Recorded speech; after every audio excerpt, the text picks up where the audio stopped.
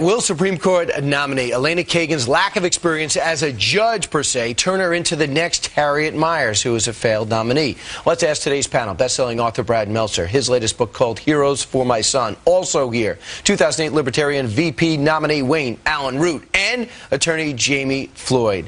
What do you think, Brad? Let's start with you. Could this be a Harriet Miers situation? I think that's so easy and unfair. Because here's the thing, is I actually called some friends yesterday. I said, tell me about her. Tell me people who know her, instead of, making her the Sphinx and we don't understand this woman. And what they said is, you know what she is? She's the smartest person in the room. When you look at Harriet Miers, she was a political appointee and a favor, and it was a friend. And that's fine. What she is, Solicitor General, is not a political favor job. That's a job you give to the smartest person around. And that's why you see the other Solicitor Generals like her so much. And Congressman Mike Pence is one of the people who used that analogy yesterday. Do you use that, Wayne Allen Root? Well, listen, I'm not against smart people. Okay, I went to Columbia University. My daughter's got accepted at Harvard, so I think I'm in the smart group. Okay. But I'm very doubtful that eggheads automatically make the best people in the world to run the United States Supreme Court, make the most important decisions, and weigh in on the Constitution. She's never had a job in the real world. Her whole life's been academia and government. And what I worry about as a small businessman is she's going to try and not interpret the Constitution, which I think is the role of a judge, but rather make changes and make her own law, and that's a problem for a free economic country. First of all, let's dispose of the Harriet Miers analogy once and for all. It's entirely unfair. Harriet Miers, with all due respect, was a functionary. This woman is a brilliant scholar. So that's number one.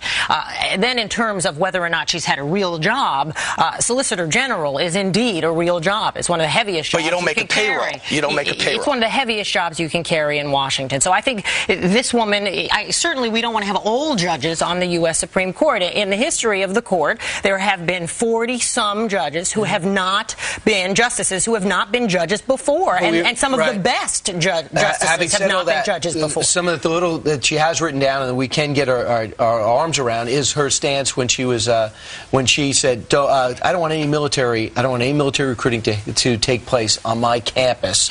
Well, she didn't say that. She didn't say that. That was a policy she inherited from the dean that preceded her, and it was that she supported. That she had to support the faculty vote on that issue in her role as dean. You know what? Here's the thing: is it would be a problem if you told me that she didn't also bring in and invite conservative professors, if she didn't reach out to that other side of the aisle. And I think that to take one item and look at that. That's unfair. What you have to do is, here's the thing, is what people have to realize now is she worries people on the right and she worries people on the left. But this is the nature of the game. I personally love someone who says what they mean, who goes out and says it all the time. That's not who we nominate for the justice. Now, see, Brian, I'm not right. Hold that thought. We're going to change gears and talk more about this in the break and maybe air it sometime. We'll roll the cameras, all right? Stay right here. Is there a war on incumbents as we head into the November elections? First, you got three-term Utah Republican Bob Bennett was kicked out of Washington over the weekend by his own party. And last night, voters sent Democratic Representative Alan Mullihan packing after 28 years in Congress. So are any incumbents safe? We're here back and with our panel,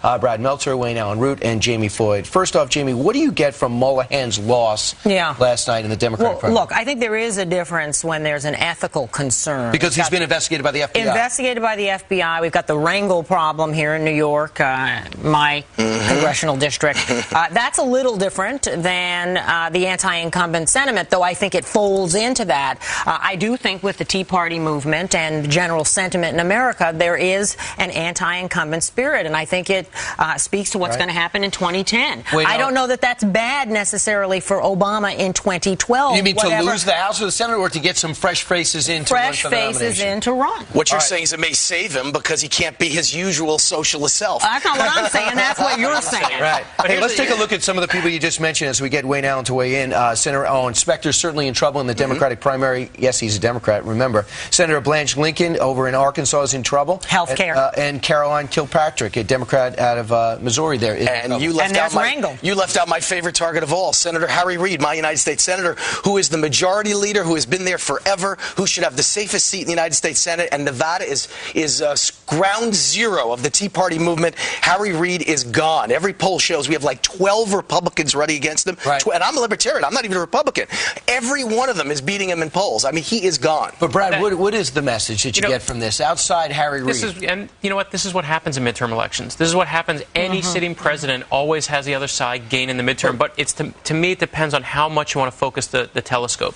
And to me, at the end of the day, if you want to use this as a measuring stick for what Obama's going to do in 2010, you know what? It's all going to matter with the economy. This is so much worse. It's about the economy. You mean in November, how it's going to happen. But here's the other thing. When, we know the President of the United States goes to Massachusetts. It didn't work. We know we went to Virginia to help New Jersey. Did not work. New Jersey, same thing. Then he says, Senator Specter is my man.